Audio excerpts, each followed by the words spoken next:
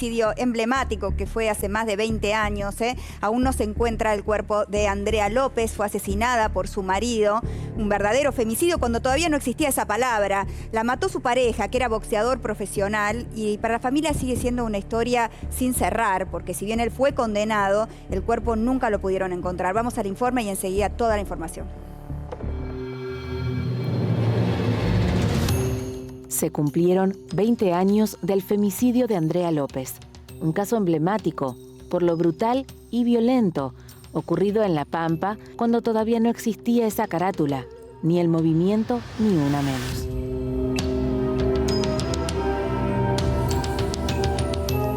En febrero del 2004, Andrea tenía 24 años y fue asesinada a golpes por Víctor Purreta, su pareja que era exboxeador profesional. El crimen ocurrió delante de Emanuel, el hijo de apenas 4 años que tenían en común. Tiempo después, Purreta fue condenado por el homicidio, pero el cuerpo nunca apareció. Y él me dice, abuela, ¿por qué a papá no la puso en un cajón? Y Andrea no se la tragó la tierra. Ahí donde me cuentan que esa noche, viste que mamá era blanquita, estaba moradita y no se despertó nunca. Que la sociedad pampeana se una para esto porque es necesario que esa madre y esa familia y ese hijo sepan dónde están los restos de su madre. Este año, la provincia de La Pampa decidió ofrecer 1.500.000 pesos de recompensa por cualquier dato o información que se aporte para localizar sus restos. El testimonio del pequeño hijo de Andrea fue fundamental para que el asesino recibiera en 2014 una condena por homicidio a 18 años de prisión, que subió a 25 al unificarse con una causa previa por obligar a Andrea y a otras mujeres a ejercer la prostitución. Fue la primera vez en la Argentina que se condenó un homicidio sin haber hallado el cuerpo de la víctima. Condenando a Víctor Manuel Purreta como autor material y penalmente responsable del delito de homicidio simple, artículo 79 del Código Penal, a la pena de 18 años de prisión. En julio del año pasado, Purreta decidió hablar mientras cumple su condena y dijo dónde la había enterrado. El lugar indicado es un campo llamado Monte Chue, cerca de Santa Rosa. El condenado fue al lugar junto a la policía, pero no pudo marcar el lugar preciso. 6 meses después de varios rastrillajes de un equipo especializado, la búsqueda se dio por finalizada. Tenía interés de brindar datos respecto de sus restos. Es así que automáticamente coordinamos la realización de una serie de autorizaciones judiciales, porque sabido es que Víctor Purreta está condenado, está purgando una sentencia en el Servicio Penitenciario Federal, y en el día de ayer mantuvo una entrevista con Purreta, con el abogado. Él efectivamente manifestó interés en brindar datos respecto del sitio específico en el cual había depositado los restos de Andrea López. Para la familia de Andrea, no quedan dudas de que Purreta está protegido por poderosos de esa provincia. Durante el juicio, se comprobó que el femicida usó sus puños como un arma. Pero pese a todo, décadas después, la familia de Andrea se pregunta, ¿dónde está su cuerpo? La familia se lo sigue preguntando y hay muchos detalles escalofriantes de este caso. El primero es que el propio hijo de Andrea y de Purreta fue quien confirmó que quien había matado a su madre era su padre, ¿no? Emanuel, sí, que en ese momento tenía tan solo 4 años, cuando cumple 12, dice, le quiero contar a la justicia lo que me acuerdo. Y gracias a ese testimonio, al de un chico de solo 12 años, en ese momento tenía 4, es que finalmente lo termina metiendo preso. Pero antes de meternos en la historia, Mariana, te quiero contar algo que es, por lo menos a mí, lo que más me llamó la atención de todo esto y lo que me sigue llamando la atención, más allá del caso de Andrea. Víctor el Lince Purreta se pone en pareja con Andrea, la asesina a golpes, va preso. En la cárcel conoce a una mujer, se pone de novio, la golpea, sale de la cárcel, conoce a otra mujer, se pone de novio, la vuelve a golpear. Ahora está preso. ¿Sabes qué hizo hace algunos meses? Se casó con otra mujer. A quien también hay algo que evidentemente no lo puedo entender, pero este hombre sigue consiguiendo mujeres que caen en sus manos y siguen siendo golpeadas por él. ¿Él está cumpliendo todavía la condena? Él todavía está cumpliendo la condena. Recordemos que no es perpetua porque en aquel momento no existía la figura de femicidio, ¿no? No había agravante. No había agravante. No sé por qué no le agravaron por el vínculo, no había estado casado. Bueno, es verdad, no estaban casados. Estaban casados. Bueno, pero era de su mujer. Y... Una barbaridad propia de ese momento, pero no debería haber ocurrido, porque no importa si tenés o no libreta roja. Tenían un hijo en común, la mató adelante de su hijo, que recuerda los detalles de cómo asesinó a este hombre a golpes a su madre. De hecho, la historia es muy curioso cómo comienza la historia. Andrea López vivía en La Pampa y era una jovencita que le gustaba mucho los deportes, particularmente el boxeo. Y ella estaba fanatizada, tenía un fanatismo con un boxeador de La Pampa llamado Víctor el Lince Purreta. Un día cuando Andrea López tiene 18 años, cumple los 18 años, estaba caminando, miren lo que es el destino, estaba caminando por una avenida llamada San Martín, y se cruza de frente con Purreta, que estaba paseando. Lo ve y le dice: hola, Víctor. Purreta se asombra que ella sabía su nombre, que lo había llamado por su nombre de pila. Comienzan a hablar, ella le dice que es fanática de él, que le gusta el boxeo, él era un boxeador francamente en ascenso, y empiezan a entablar una relación. Se van a vivir juntos a Santa Rosa, a La Pampa, y ahí comienzan los golpes. Comienzan los golpes y además comienza Víctor Purreta a obligarla a prostituirse, porque Purreta era el dueño de un prostíbulo que quedaba en la localidad de Pehuajó, en la provincia de Buenos Aires. O sea, está en pareja con Andrea, la golpea habitualmente, asiduamente, y además la obliga a prostituirse. En ese contexto, en el año 2000, nace Emanuel, el hijo de la pareja, el hijo de Víctor y de Andrea, perdón. Durante 4 años, Andrea vive un calvario permanente de golpes y de prostitución, todo esto delante del hijo, hasta que llega la noche del 10 de febrero del año 2004. Esa noche es la noche en la que desaparece Andrea. 10 días después, su madre empieza a preocuparse porque no tenía contacto. Hay que aclarar que Purreta no le dejaba tener contacto con la madre. La madre sabía que por eso existía tarda violencia tanto en la familia, había recurrido a su mamá varias veces, ¿no? De hecho, la buscan, nunca la encuentran, y ahí pasa lo que contábamos recién. A los 12 años, Emanuel, el hijo de la pareja, cuenta lo que había pasado en el 2004. Cuenta que esa noche su padre golpeó a su mamá, que le dio latigazos, que le pegó, que le dio con un rebenque, que la ahorcó y ya con Andrea muerta la puso debajo de la ducha, probablemente para hacerla reaccionar, aunque ya estaba muerta. Luego subió el cuerpo a una camioneta y el cuerpo lo escondió, vaya a saber uno dónde, porque hoy todavía no se sabe dónde está el cuerpo de Andrea López. Imaginemos varias cosas, ¿no? Este niño con toda esta información dentro suyo durante tantos años, sin poder decirlo, ¿no? Sin poder sacárselo de adentro. Recién lo menciona, ahora lo vamos a hablar con su abuela, con la mamá de Andrea, viendo una película, creo, ¿no? Una novela en donde mostraban un entierro y le pregunta a su abuela por qué a mi mamá no la enterraron nunca. Y ahí cuenta aquello que viene guardando hace tantos años y que luego corrobora frente a la cámara Gesell y corrobora sin fisura su testimonio en el juicio oral. Muy ¿no? claro. Y además, muy concreto. Tomás, tengo entendido que le habían negado las salidas transitorias porque ya ha cumplido más de 2/3 de la pena, o está a punto de cumplir los 2/3 de la condena, y él, para lograr el beneficio, dio un lugar, y en ese lugar todavía no la encontraron. Claro, él da un campo puntualmente, que se llama Monte Chué.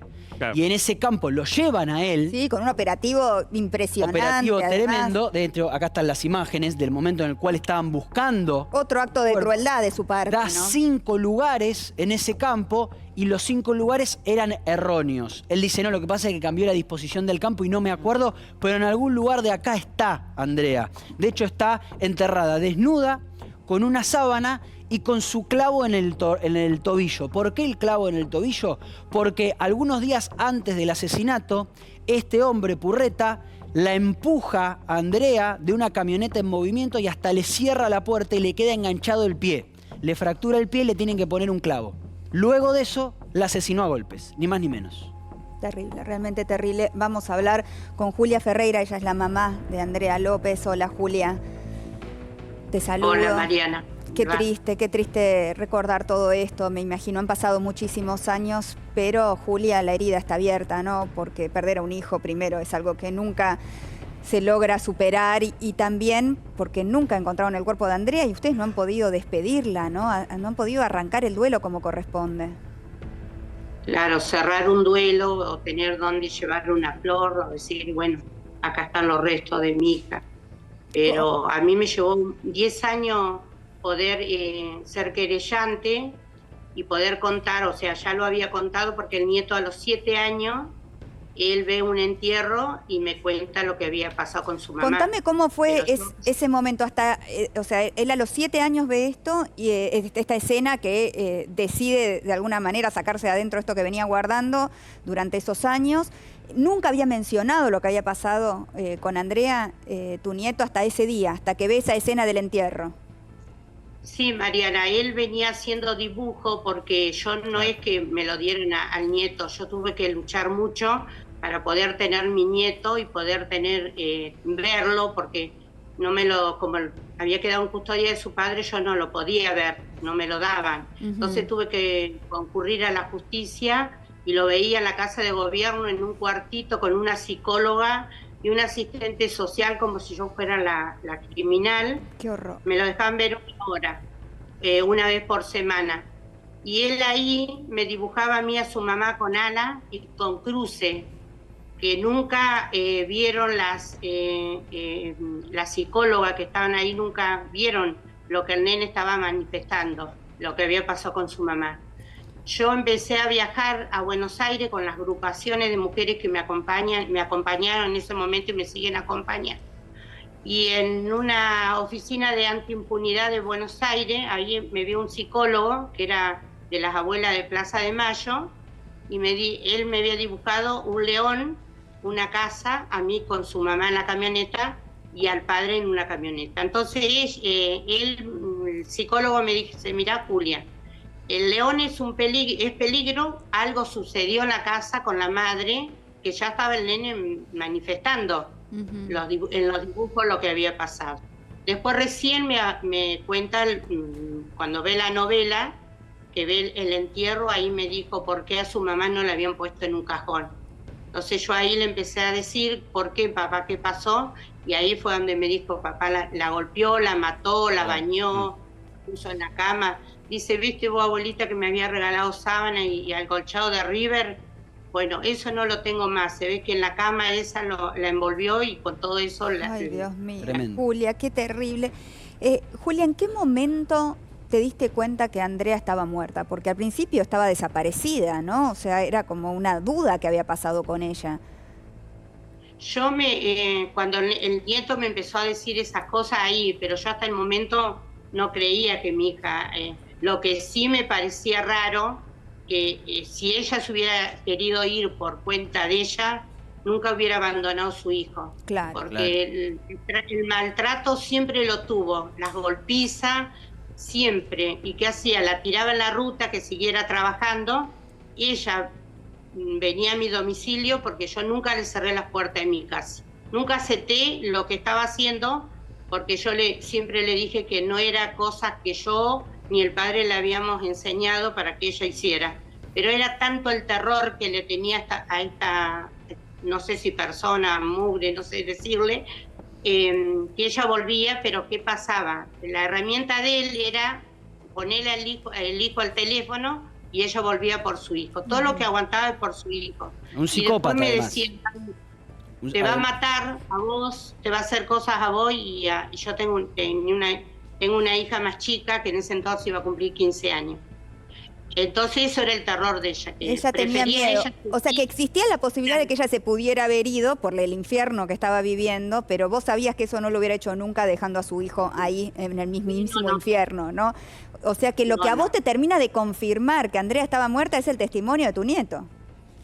Claro, él fue el que... pero ya te digo, al no poder ser querellante, me llevó de los 7 años...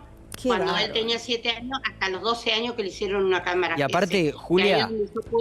Claro, mirá todos esos años, hasta la cámara Gesell y luego hasta el juicio oral. No, aparte, el juicio oral fue en el año 2014 y Julia se enfrentó a un dilema, porque Julia peleó porque a Pucheta lo condenen. Pero el hecho de condenar a Pucheta era para vos, Julia, la aceptación de que la habían matado a tu hija. Vos peleaste por esa condena, pero el hecho de que a él lo condenen era de alguna manera aceptar que lo había asesinado. Claro, yo, a mí las agrupaciones de mujeres, que agradezco a todas, porque gracias a ella, golpeando, gritando, banderazo, todo, yo logré que se hiciera un juicio, que se le hiciera una cámara GESE al nieto, tener la tenencia de mi nieto, todo gracias a las agrupaciones que me acompañaban. Y el juicio se hizo gracias a ella. Julia, tenemos ahora, vamos a mostrar una entrevista que se le hizo a Pucheta donde él confirma, ¿no? Y confiesa el crimen. Yo te quería preguntar, antes de mostrar esto, ¿cómo fue el momento en que declaró tu nieto en el juicio? ¿Estaba presente Pucheta? No, a él le hicieron una cámara GESE cuando tenía 12 años, que tuve que ir yo. Él pidió si podía ir con la psicóloga particular que él tenía y la que ponía ahí la justicia, ¿no? Y cuando sale, por supuesto que él entró con su psicóloga y eso, yo me quedé afuera. Cuando sale de declarar todo, porque lo mismo que me contó a mí, se lo contó a la justicia, él. Y me abrazó y me dijo, por fin, abuela, me pude sacar eso de la cabeza. Pobrecito, Dios mío, lo que habrá sido no guardar esa información adentro, ¿no? Ese recuerdo tremendo. Tenemos a Purreta en la Exactamente, entrevista. dio una sola entrevista en su vida. Y en esta entrevista confiesa lo que hizo y después vas a escuchar que además confiesa por qué no quiere decir dónde está el cuerpo de Andrea. Él tiene un motivo, es un motivo aberrante. Adelante. ¿Qué sucedió después del crimen? ¿Me podés contar? ¿Es algo que querés hablar? Y sería lo mismo, ¿me entendés? O sea, lo que sucedió después del crimen, o sea, fue intentar, de mi parte, algo que también dije, siempre lo dije, ¿por qué lo hice? Que todo ¿de dónde tenía que ver esto? Porque es como yo te dije, yo no nací para ocultar un delito. Yo no nací para ocultar un delito. O sea, lo que venía viviendo a través de los años, cazador furtivo, dispararle a la policía, historias de mi abuelo en la época de los militares, muchas cosas tenían que ver, ¿me entendés?, con lo que yo era. Muchas cosas tenían que ver con lo que yo era, porque yo no nací, yo nunca había cometido un delito. Y no tenía experiencia, no había en esa época televisión. O sea, intentar ocultar un delito no fue una experiencia mía para decir, lo hice todos los días, por eso lo supe hacer. Fue un instinto que salió de mí. Qué cinismo, ¿no? Un instinto que es como si fuese algo ajeno a él. Él de hecho le echa la culpa. No él mismo el que lo hizo. De hecho, le echa la culpa a su historia. Él dice algo así como, yo reaccioné así porque me criaron así, porque a mí me pegaban de chico, porque yo sufrí de chico, entonces es la reacción que a mí me sale. Pero, perdón, cinismo absoluto. Esta analogía con Monzón, ¿no? Sí, exacto. A ver, a esta altura son declaraciones, por supuesto, estremecedoras y a la vez enciclopédicas, hay que decirlo. Es decir, si uno buscara, ¿no?, o intentase definir exactamente femicida en la enciclopedia británica incluso, o en una argentina, encontraría este tipo de autocaracterización de los femicidas. No pude domar mis instintos. Un clásico. Y eso de culpar las raíces de donde uno viene, digamos, esto de venir de un hogar donde supuestamente era golpeado y se trataba con violencia, ¿eso dónde entra a un femicida? A mí no me parece que haya una relación directa de ninguna manera, es decir, haber sido criado. En la enciclopedia. Hay fallos que han querido hacer pie en eso y realmente han patinado, se han convertido en aberraciones. Porque además sabemos que lo siguen haciendo. De hecho, se vuelve a poner en pareja y volvió a golpear o sea, es algo recurrente. Sabemos, obviamente, que la violencia genera violencia y que chicos que han nacido en ambientes violentos van a tener más tendencia o a ser víctimas de la violencia o a ejercerla. No la justifica. Están las dos cosas. Pero eso no justifica un acto de violencia. No, pero es verdad que están las dos cosas. Porque muchas veces es todo lo contrario. Sino que se vulnerabilizan de tal manera que terminan siendo ellos o ellas los golpeados, los violados, los asesinados. Y tampoco se puede evadir, por un lado lo que decís, Calle, y por otro lado tampoco se puede evadir la responsabilidad. Total. Digo, hizo Porque esto un adulto. adelante de su hijo. Y cuando se llevó el cuerpo de la madre, le dijo al chico, anda a dormir. Anda a dormir. Se Después lleva de que el chico había visto cómo la había golpeado hasta matarla, y la había visto en la bañadera toda morada, como él trataba de reanimarla. Todo esto lo relata él mismo, el niño, ¿no? Es tremendo y es fuerte lo que decía recién la madre, Julia, del nene dibujando a su madre arriba de la camioneta y hasta con una mancha roja. Terrible. De esa manera lo iba expresando lo que hizo Purreta, que además él también se fue a dormir después. Y que tuvo la oportunidad, Purreta, en algún momento, quizás por interés propio, para estas salidas transitorias que quería, de decir la verdad, de decir dónde estaba aquel cuerpo, ¿no?, que había escondido, el cuerpo de Andrea, el cuerpo que esta familia necesitaba velar alguna vez, y sin embargo mintió. ¿Por qué? Mintió. No lo hizo. Y a propósito no lo hizo. A propósito mintió. Porque decía que le tenía odio a la familia de Andrea. Y lo dice él mismo, María. A ver, vamos a ver la segunda parte de esa entrevista. De parte de la familia intentaron agravar el hecho delictivo, el que yo había cometido, con mentira. O sea, lo primero que se dijo es que Andrea estaba embarazada. Ese era un agravante, ¿entendés? Para que la justicia tomen y para que se agrave la situación. O sea, independientemente de lo que había pasado, lo primero que a mí me molestó fue cuando intentaron decir que Andrea estaba embarazada. Ahí me enojó mucho y digo, bueno, empezamos con esto. Después pasaron muchas cosas, o sea, cuando mi hijo pidió permiso para verme y le dijeron que vaya al psicólogo, que le pida permiso a la psicóloga le dijo que no. Cuando se lo llevaron a Córdoba, porque aludieron ahí cuando él era menor que él no quería verme, cosas que eran mentiras. Entonces yo me iba alimentando como venganza de todas esas mentiras que solamente lo sabíamos nosotros, la persona que lo dice, la familia, y yo me iba alimentando de todo. Entonces mi dolor de no poder decir nada era el silencio. Hacer silencio ante esa impotencia y esa bronca de no poder hacer nada. Y siempre decía, qué bueno sería que todos pudiéramos decir la verdad, que... Qué increíble, ¿no? Se pone en igualdad de condiciones de la familia. Es algo impresionante, realmente. Escuchar, es la maldad personificada, ¿no? Habla de dolor, ¿Qué dolor? de dolor, ¿no? O sea, no hay nada de arrepentimiento de lo que hizo. Que no tiene culpa. No tiene culpa. No tiene culpa. Es un tipo de... Bueno, no vamos a hacer psicología silvestre, pero digo, lo vemos también en muchos de los femicidas, no tienen culpa porque no tienen registro de eso. Claro. Julia, ¿qué sentiste, la mamá de Andrea que está allí en Zoom con nosotros? Julia, ¿qué sentiste cuando viste esta entrevista en su momento? Es de un nivel de cinismo y de crueldad total. No la vi, tampoco salí a aclarar nada, porque la gente que a mí me conoce y conoce a mi familia sabe la clase de persona que fui, que soy, laburadora. Me jubilé limpiando casa, que con la frente bien en alto. Trabajé toda la vida, me quedé viuda a los 38 años y crié mis dos hijos más chicos, que tenía uno 7 años y 13. Salía a las 7 de la mañana hasta las 7, las 9 de la noche trabajando. Y Andrea, que tenía 18 años, que se quedaba a cargo de sus hermanos. Pero no salí a aclarar nada porque la gente que me conoce sabe la clase de gente que soy. Por supuesto, vos no tenés que aclarar nada, Julia, pero llama la atención, ¿no? Que sea él el enojado. Claro.